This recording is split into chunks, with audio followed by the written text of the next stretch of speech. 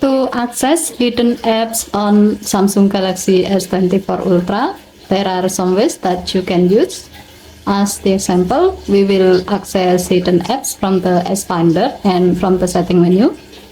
First, from the S Finder or Samsung Finder, to do so, go to the app script. Tap the search field at the top section.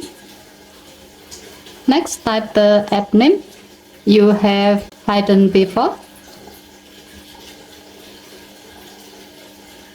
In the search result page, you should be able to find the app you are looking for under app section. Tap the app name to go to the app info. And then tap open at the bottom left to open the app. Second, from the setting menu, to do so, swipe down the top of the screen. And then tap setting icon. Tap the search icon.